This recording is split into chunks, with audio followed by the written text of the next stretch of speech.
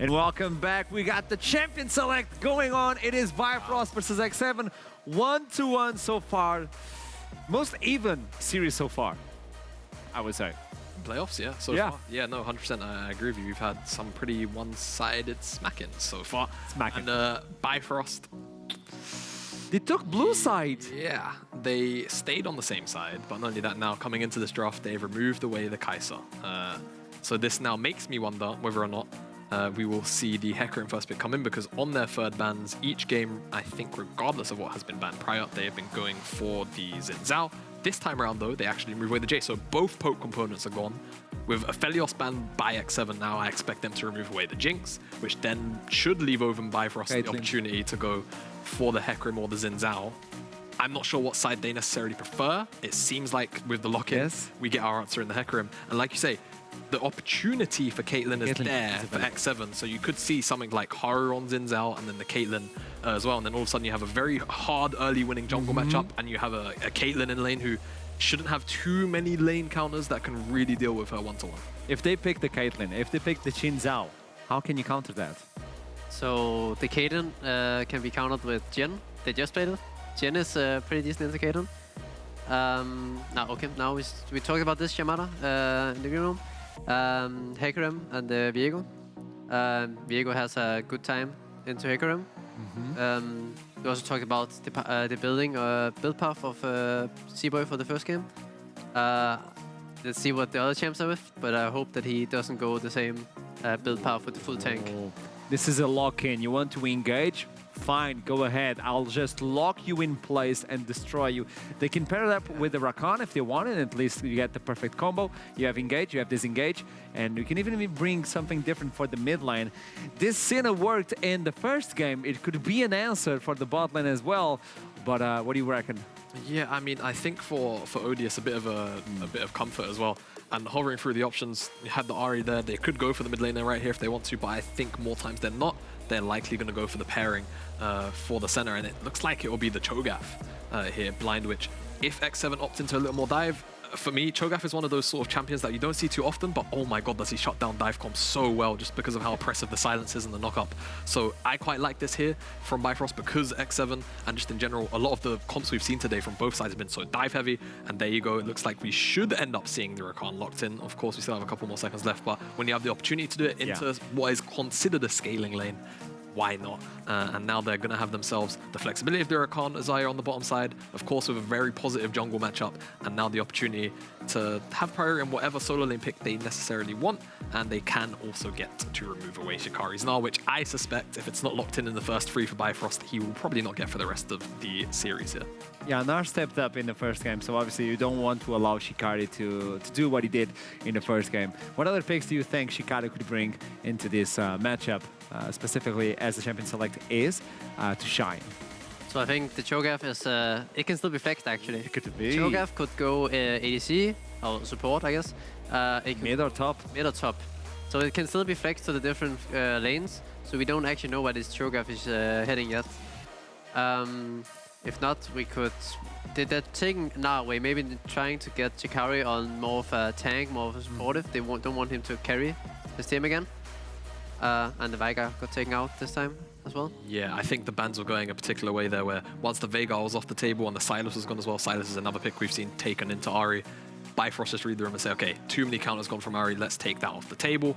But I will say X7, they're starting to lack a bit of frontline here, so they're going to need that, whether it comes out of Jaeger or not. They could be running a very similar composition to last game where they don't really have too much, or too many champions with tanky stats.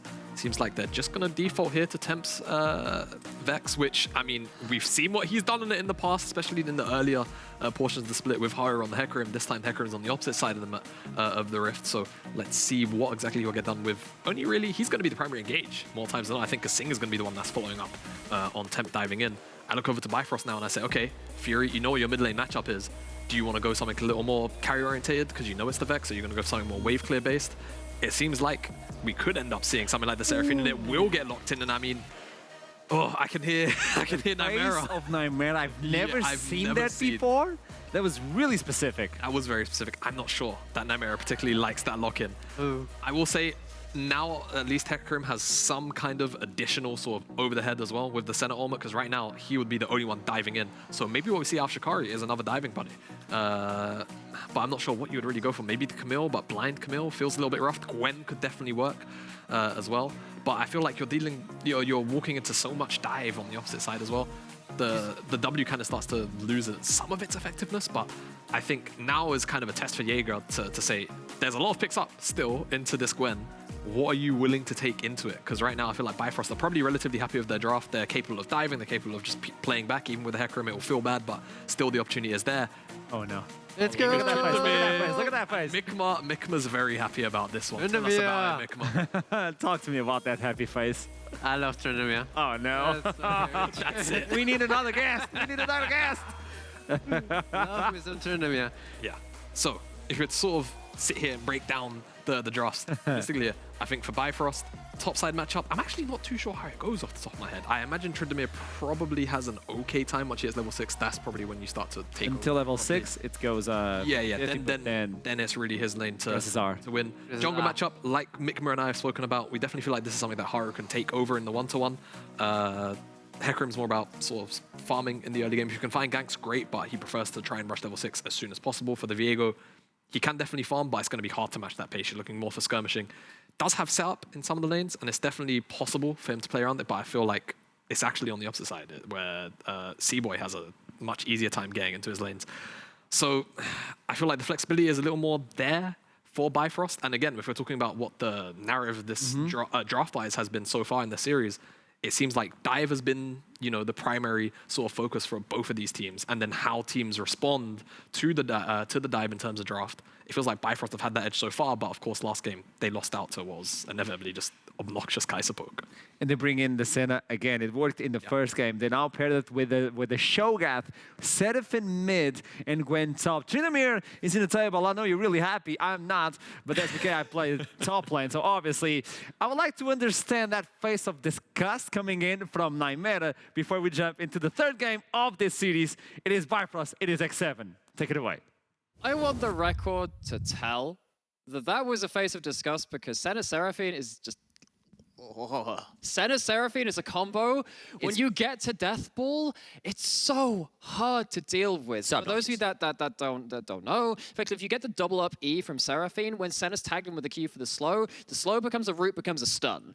And Seraphine gets to just get an incredible amount of CC, and then you've still got the Senna W to worry about. With the Cho'Gath here as well, actually being the lane partner for Senna, you've got the Rupture to worry about. Even though this Sire is typically notoriously hard to shut down, you get hit by one thing, you're gonna hit by absolutely everything else. I love the way that Bifrost have constructed this quite high range, loaded CC composition to threaten X7's backline. Got a Hex Tech Drake to begin with. Look at those NLC banners. Up in the stars, Bifrost and X7 looking to try and go on to those hallowed heights of European Masters.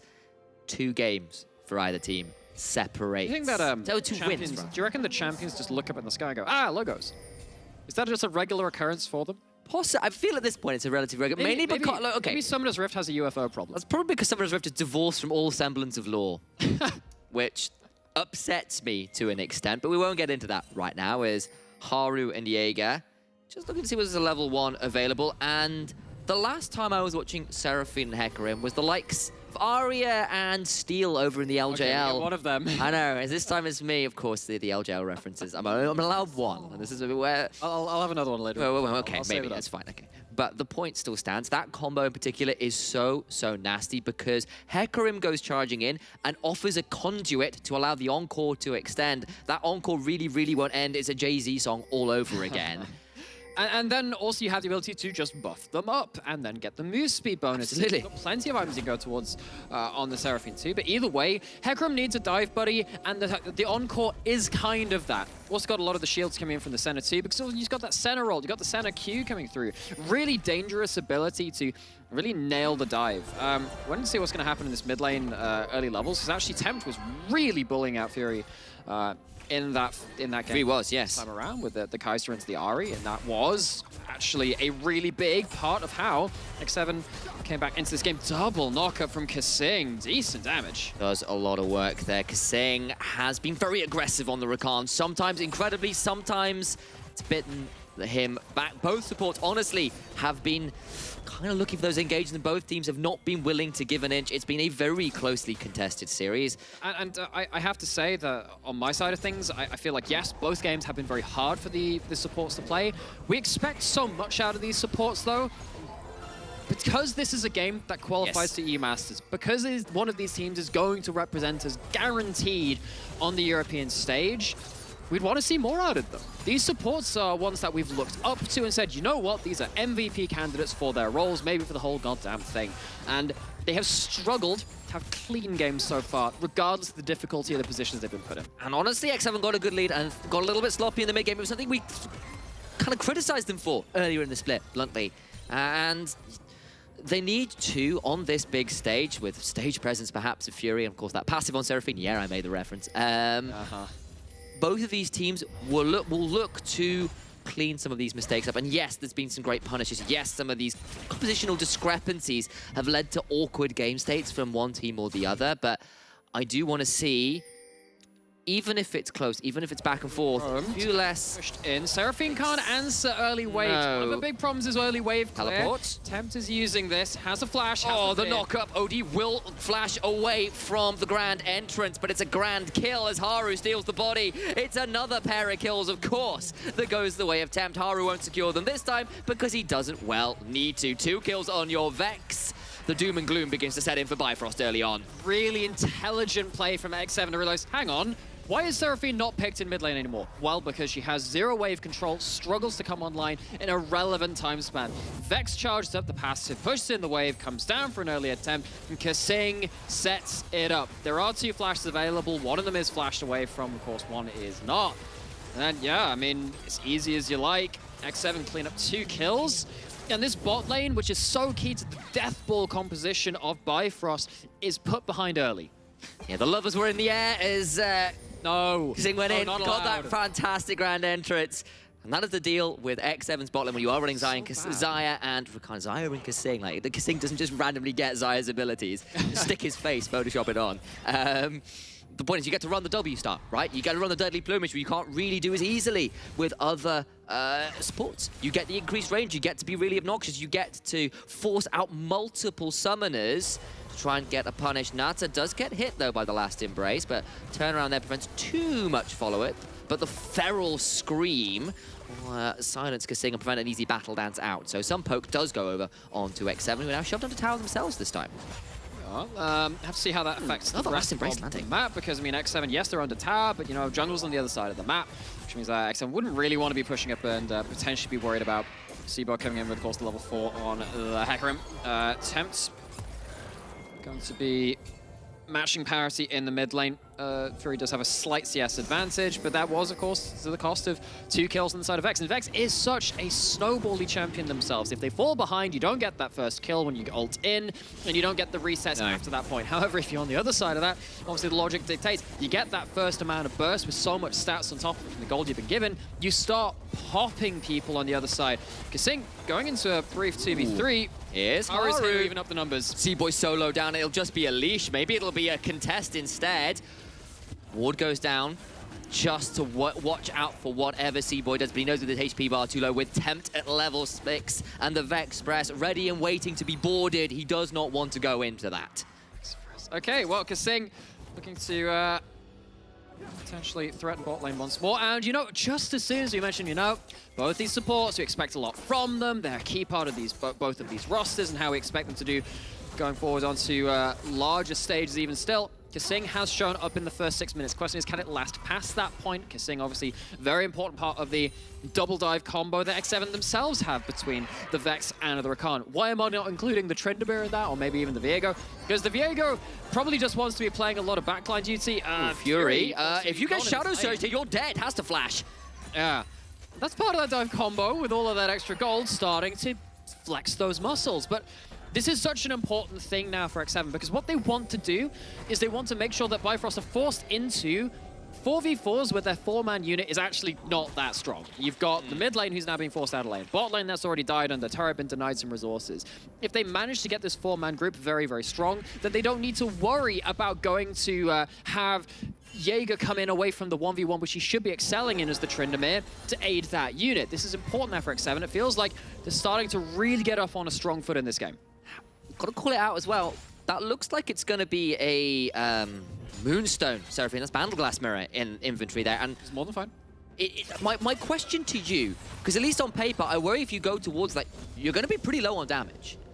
Like, I know you've got a Hecarim, but he's likely going Chem Tank. And you have the burst, yes, you've got some good CC, but I feel like if you fall behind, you could run very shy on damage in these mid-game fights. So, to an extent, yes, but to the other extent, it's all well and good having a damage discrepancy, but one team is going to be taking much less effective damage because of the heals and shields that they have outside of that. You know, the staying power that Bifrost have in a 5v5 is really hard to deal with. Now, of course, if things get very, very bursty and someone is taken off the table very early from Bifrost, that falls apart. Save from a 2-0 Vex. Yeah, and that's a big problem. However, if you're doing that into Seraphine Shields and actually everything else Missing that's coming out of the Darkness. center, Yeah, actually- and Gwen healing just passively. I see you. actually, it's quite difficult to take apart this phalanx that Bifrost want to set up with everyone in place at one time. This is not the time in the game where they really want to be fighting, though, and with the early lead, actually got to give this shout out, because, of course, look at that Barb and Tempt. They saw the Herald go down. They didn't see Seaboy around. They thought he wasn't going to be there. He was just waiting in the wings. Flash away from the beat and walks back into the encore. He was out. He was out and he walked back in. Gas back into the ult. He was clear, he was safe, maybe afraid of Seaboy ulting him back into it. Don't even need to use the Hecarim ult. And that 1 and the 2 kill, Vex does go down. Of course, the Herald's still secured from X7, and now with that mid laner being taken off the board, Bifrost trying to invade into the enemy blue buff. They will take it. That's secured for Seraphine. Have to see how this comes across. And well, Tempt does pop that passive to try and stop the dash of Hecarim. Damage still comes through. You can't actually negate Hecarim from doing the damage from his E as soon as it's charged. I would know. I've tried to do the same with Ari Charm quite a lot. At least I believe that's the interaction. Maybe I'm just... Look, I have to say, I ban Hecarim so much, I actually rarely play against him myself. Really? Yeah, I mean... I didn't realize it was your ban. Yeah, well, I push up in lane and then Hecarim comes behind me. I'm like, yeah, well, I'm dead. And now I am dead, yes. Okay, I see your angle there. He's quite strong, of course, at the minute. A lot of junglers around the world definitely been praising the strength of Hecarim right now. Or at least calling it out. I'm not sure whether praising is quite acknowledging the right strength of term. Hecarim. There we go. Thank you for the correct phrasing, as I managed to create a new word myself there briefly. I'm neither for or against this champion, he says in the most neutral tone possible. Yeah. I just think it's strong. So, where else is going to be the strong point on the map, though? X7, of course, have themselves the Herald in inventory. It's before 14 minutes. They can use that to get their plates. Question is, where do you want those plates? I actually wonder if you want to start getting the Tryndamere rolling at this point, because while you have potentially a leg up in the 4v4, which is very important, because that's where Bifrost's real strength lies, you can then also have a lead in the split-pushing matchup with the Tryndamere starting to get ahead of the Gwen. I think that is super important for the way that X7 want to play the map. It would give them extra angles to approach the 4v4 because they're pushing in on side lanes, get themselves more gold from taking down structures. Overall, I think that's where I would put the Herald if it was my choice. Pressing the button on Ari's keyboard, but for now, Instead, thinking about a bot lane play, especially because there's a dragon spawning in 15 seconds, think perhaps getting gold into Xayah, especially I can understand that one as well as one of your prime carries and wants to get to those lethality items nice and early. There's the greatness grand entrance, double knock up as well. Odie having to flash away, but the blade caller will not be needed. The daggers keep flying, and Jewel has to flash out of the way of those deadly plumage. And instead, he will throw out a Rupture, a little more. It is a Cho'Gath against the world. Cho'Gath Eat World might be the band name on Amumu's poster wall, the splash art wall, but instead there's a Herald coming down. I don't know how much he can do. Seaboy will be around. So, though, is Fury. There's an encore that's potentially available. Herald still gets to charge, even if there was a feast available to chunk it out. They're going to keep charging on a Nata, who does have a Feather Storm. The blades get called. Nata flashing away. Beats are dropped, and so is the stage present, throwing out all those additional notes. Shadow Surge comes straight through, and Seaboy will be seen later. That was a very bold play from Bifrost. You don't have Odie, you have a center ult. Sure, they've respawned at some point, but you're going into Azaya with all of their disengage tools available, plus the extra shields coming through from Kasing when he is close by. It's a step too far, and it just doubles down on what they'd already lost in the bot lane. Kasing, once again, leading the charge in this third game. He's had some more awkward moments in the series so far, but that does not, by any means, diminish these plays that are coming out at him in this one game. Gonna go see the very end of this play too, and yeah, I mean, you're charging up your E and everything to get in towards Nata, but gets right in towards that root, and he's way too deep after this point, and after getting caught by that stun from Viego, not even able to ult out. Look at that team of X7. So many ways to punish the over dives. Rakan, Xayah, Viego, all known for it. Vex can follow up from so far away. And there's just not a huge amount you get to do once you've blown your abilities. Does come back to haunt them. Nata stays alive, only at the cost of his ultimate. Did have to flash, of course, after the Encore came down as well. But they get another Dragon. They're on track towards a Soul. It's another Cloud Soul. We've seen a lot of those this series. And the gold lead, again, going towards X7. It's only the first game, really, where I feel Bifrost have managed to hold on a little bit easier in the early game as Duel sidesteps away from a grand entrance again. Kasing constantly hunting for those. Yes, and he knows that he can, because you've got a Senna who's sat at 0 and 2, and you called out that Bifrost would probably have quite low damage this game compared to other meta compositions. I have to say, I agree. Look at that bar beneath the HUD. In the green room, they also seem to be agreeing that X7 are really getting firm control of this game, and they're grasping it even more firmly in the bot side. Duel screams ferally, but I think it's just a scream of pain at this point. He's about to fall down for the second time. It's a 0-4-0 combined for this bot lane. Haru's around, throws down the harrowed path. But there's not much more to be done. Seaboy and Odie are hanging around, but Shadow Surge just being used at a hunt as the first one was used, and 3 kills on Tempt, 2 on Nata, and this game, we asked for cleanliness. This is looking more like it. And a lot of the reason is, what can Seraphine do to respond to this? It's still not in 40 minutes. Can't tell. I mean, you still have the ult on the Xayah. Are you sure, Seaboy? There it is, going to come down, but the Feathers aren't in the best position. Battle Dance, not quite enough, but he's going to get stunned in place anyway. You've got a Dawning Shadow, but there's a Heartbreaker there, and it'll just be a 1-for-1. Kasing picks that one up, and you burnt quite a lot there just to go 1-for-1. Did Haru going to clear out this wave, and that's the thing, right? You fought pretty hard for that at the end of it, and all it does is bring things into somewhat neutrality. Seaboard trying to punish the Xayah yet again, already called out that he had the ultimate, and this time he does at least manage to fear him back right into the waiting arms of Odie, who picks up that one kill. I mean, the gold going up to the center, it's not a negligible thing. We were talking about how, I mean, just before that play came out, Bifrost's probably going to have quite low damage as the composition goes in this day and age, in this patch. And giving gold over to the center can at least help you reach those first items, but you're already behind the curve. It's going to be hard to catch up. 51 souls right now, a little ways off the curve that Odie was the first game where he pulled that one out. Looked very strong at that point, but you know, those souls continue to stack up, could be pretty dangerous. But Tempt, flashing out of the Encore. Mistral Bolt comes down, flying through. Seaboy did devastatingly charge in. Haru was just waiting over that wall, lurking around, looking to ruin Seaboy's day. Very apt considering who he is, stepping forwards.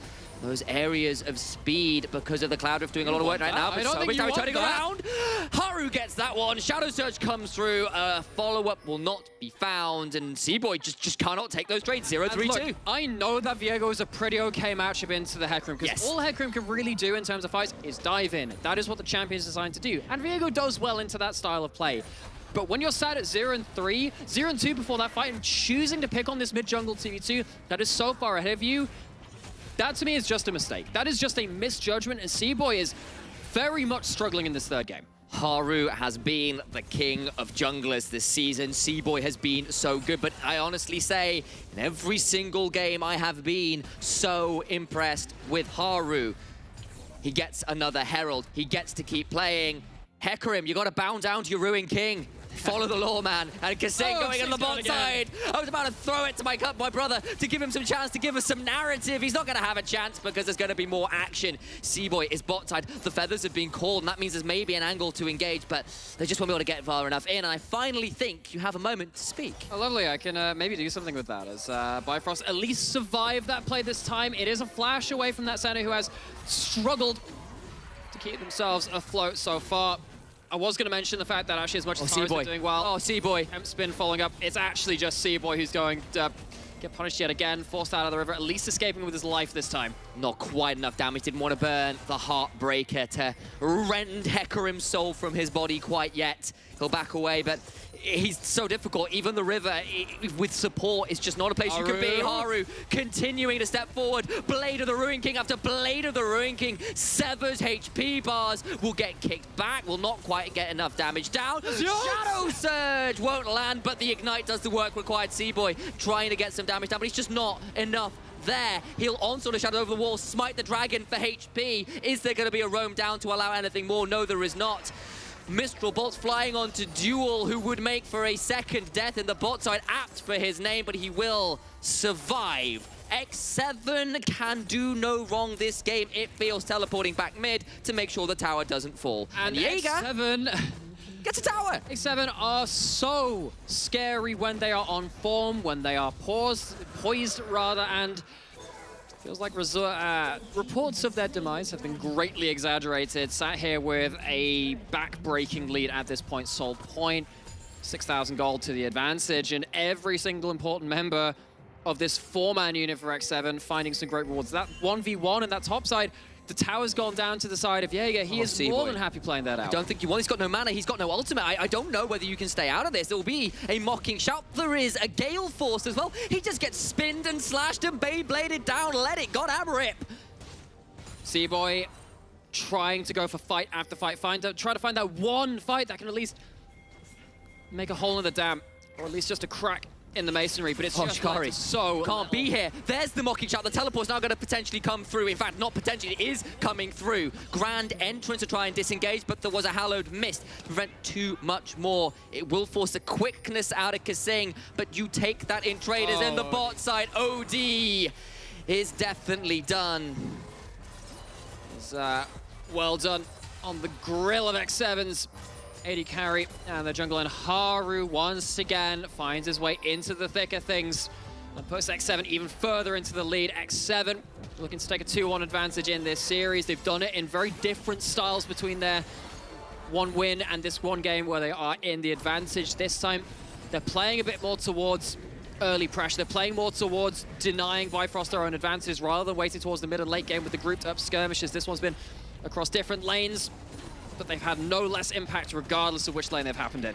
Only one single outer turret remains in the mid lane, and Fury on the Seraphine is feeling oh so very alone. There is no supporting act right now. There is no follow-up. The Encore is being done to a very hostile Cry. The Encore, though, will try and stun people up, but a Heartbreaker is not even needed to be done, and the soul is stolen from the pop star herself. Hell hath no fury like a Seraphine scorned, so I would say 1-1. Oh, Duel. Doing okay in terms of his KDA, but wishes he could do so much more in this game. Leaving his team to try and wave clear under this mid lane turret. Looks like they are going to manage to do that at the very least, but Bifrost, they haven't found a real win in this game ever since the very early game. They have so struggled with anything going for them. Jaeger gets to play side lane the way he wants to this time. He gets to be the one with vision. He gets to be the one up. 30 CS, up the kill, up the tower by himself. It's a really good thing to call out because, you know, we talked about saying kind of wanted to see more from him. Jaeger, similar kind of state. First 2 games, a little bit shaky from that top laner, but this third one, stable as can be. Absolutely smooth sailing on the Tryndamere, of course. Shikari's Gwen, a champion we've had nothing but praise for. But we forget the other side of that. Jaeger, one person to get the pentakill in this split, and it's on this champion. Pilots it like an absolute masterclass, whereas Haru going into a 1v2 just takes the blue buff. You've got a double king lineup in that top side, the Ruin King and the King of the Freljord, and upon these champions they will build an empire. Shadow Surge comes through and the primeval dinosaur is hunted, taken down. It's sport at this point. Haru's so damn tanky in the form of the Cho'Gath. Will Heartbreaker up, and now it's actually pretty low, but look at the damage coming back from Natu, stepping forward. The turret doing more work than Bifrost right now to keep the health bars low. The high notes come through, but the high note is really just clearing minions. That's not much of a note to talk about at all. And now you're sat here with a lot of towers down from the side of Bifrost. In previous games, we talked about how that territory and the vision becomes so important. When you have Vexalt to deal with, again, very pivotal in this game. If you're pushing in one of these inner towers, so quick to rotate, even quicker. You managed to tag that Shadow Surge. Bifrost, if you thought that was the easy part of the game, trying to defend your outer turrets, boom, about to get much harder. At least Odie avoids the fear proc, but the flashes come through. Odie burns down. An onslaught of shadows come through, but it's all he's defending is shadows because his teammates were already 2 foot wide and 6 feet deep. C-Boy, the chicken over his head, and it does feel a little bit like in this game, Bifrost are headless chickens. They don't know where to be on the map. And yes, that's a little harsh, but it's been suffocating. The Seraphine can't clear the waves. The Gwen's losing the 1v1 to the Tryndamere, and your bot lane is 1 and 8 combined between the Bifrost. Oh, Lord. They need to find some real kind of miracle catch in between rotations, and they don't have the damage to do that. This is dire straits for the team that took game 1. 2 very close games of game 1 where Bifrost punished some engages where, yes, it wasn't clean, but it looked pretty interesting. What have you got for me? You have Dragon coming up. Bifrost, they finally grouped up. They have 5 members in one lane for what feels like the very first time this game. This is what their composition was designed to do. X7 have shut it down before it could get to this point. Mission accomplished in terms of playing to the win conditions of the enemy team, and does feel like X7 very happy to just split the map and say, you can't play around your death ball. They're going for Baron. They're going to try and 2-man it. Duel and C-Boy tanky enough to make this difficult. Nata and Jaeger are around, though. They don't know it's happening. C-Boy's had to pull off, though, because the pressure mid lane is so difficult. Fury is about to face some even greater anger. A man who is so angry, he literally cannot die.